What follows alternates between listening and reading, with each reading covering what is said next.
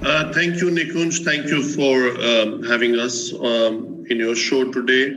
All is well at Taj, and you rightly say that Taj stands for trust, awareness, and joy.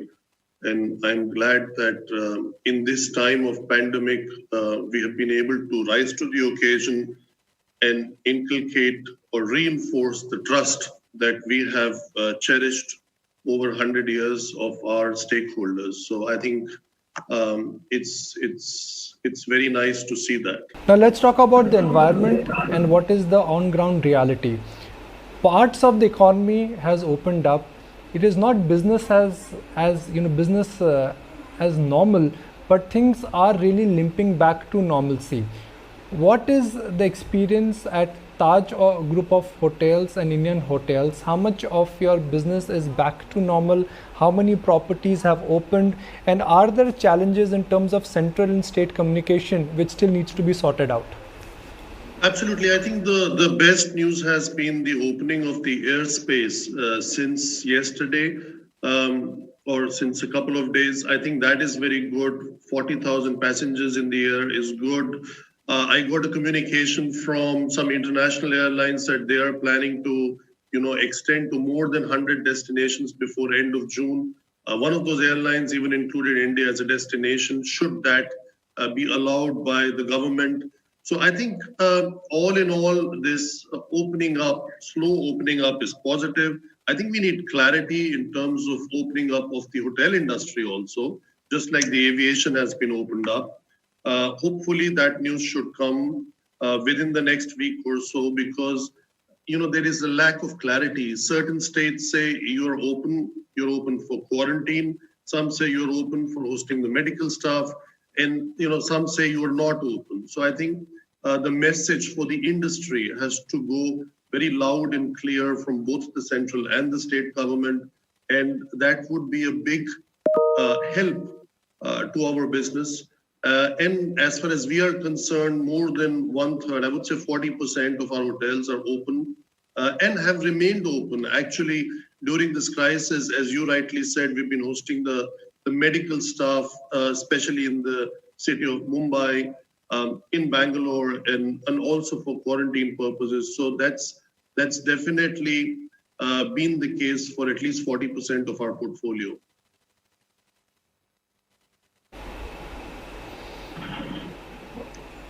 Specifically, nothing has come from the government for the hospitality and the tourism industry. This industry accounts for nearly 10% of the GDP directly or indirectly. So on that front, are you a bit disappointed and frankly worried that a sector which creates employment and is a larger driver to the GDP, whether it's 8% or 9%, that's debatable, but it is certainly more than 5%. There has been no push or no fiscal stimulus which has come from the government? Yeah, but I do believe something will come with time. If it has not come, I'm sure the policymakers have a better plan for us in due course because when the government announced the 5 pillars for reviving the brand India, tourism was one of the most important pillars. It's been reinforced as an important pillar by all the important leaders of the country. And so I find it difficult to believe that nothing will come. So I'm sure something will come and is on the way. More important than that, it is definitely the strongest pillar that India can have in terms of becoming a Atmanirbhar Bharat, because a self-reliant India also needs a self-reliant tourism. And all the 5 important things highlighted in the last few weeks, whether it is economy, or it is infrastructure, or it is technology-driven system, or it's a vibrant demography, or the demand, there is none of this which does not touch tourism, and there is none of this which cannot be influenced positively by tourism. As also you mentioned, Nikunj, it's not only 10% of GDP. When we account for the direct and indirect jobs, more than 12.5% of the jobs are created through tourism. And under tourism, I think the time has come to identify clearly there are 3 pillars in tourism. One is tourism itself, whether it's domestic, it's international, it's inbound or it's outbound. The second is the airlines and the trains and all kind of mobility systems that come with it. and the third is the hotels. And I think it's right time to firstly declare this sector as an industry. I mean, it's several decades. If it's an important pillar, I think it should get the status as an industry, so it will automatically have access to different benefits like other industries have. And secondly, I think it's very important to include tourism in the concurrent list of the Constitution of India, as the central government uh, has, there is a A list, which is in the seventh schedule, which is more than 100 subjects, and there is a state government thing, which is another 59 subjects. Then there is a joint list of the center and state, which is another 50 subjects. So in the 200 subjects, tourism directly does not find a place. So I think it's time that we make these small changes, forget giving any money or any kind of financial support. I think just this kind of policy support will help this industry not just to survive, but also to revive and thrive in the long run. And it's very important for any economy anywhere in the globe. Fair point. So, Puneet, what we are doing is that we are trying to break the entire conversation in three parts. First is survive. Now, Indian hotels will survive. It's backed by Tatas. You can raise capital. You have a reputation in the market. So, I'm not worried about survival. Let's talk about revival and growth. Will you revive this year? If yes, in the second half of this year or the first half of next year?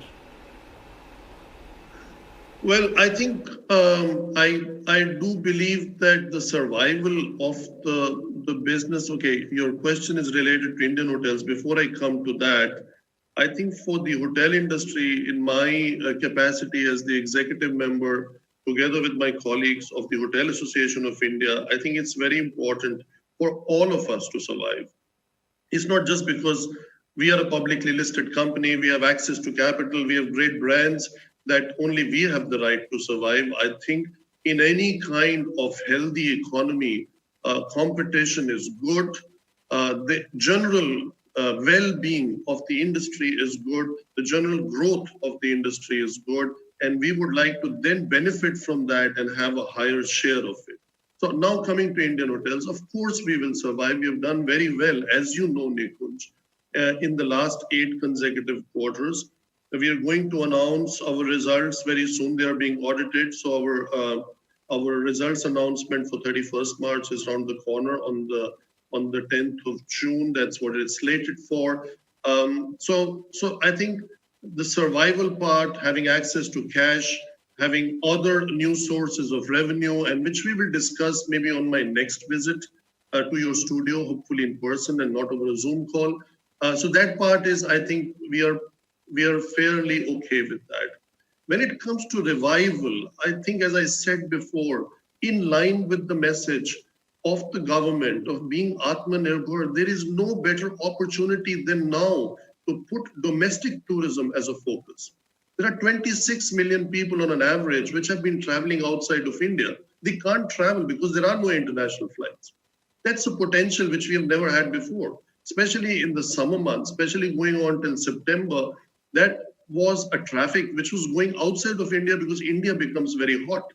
Now, that disproportionate factor that is available is a low-hanging fruit.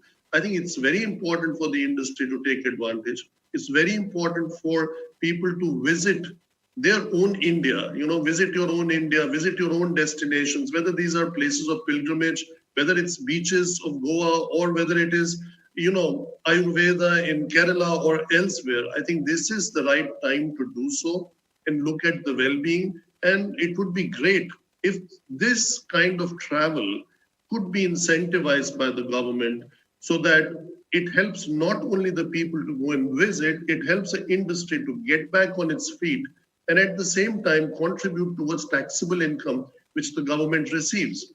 Now, that's the revival part. When it comes to thrival, I think a lot of things have been addressed, including building new airports, ease of travel, ease of doing business, having the right infrastructure, having the right roads, making India an affordable destination versus its other competitors in Southeast Asian region. I think travel is not going away. Travel will come back. It will come back with a bang. And it may take maybe 12 months, maybe it may take 18 months, But the travel, the way we saw it in 17, 18, 19, is definitely going to come back in 21, 22, and 23.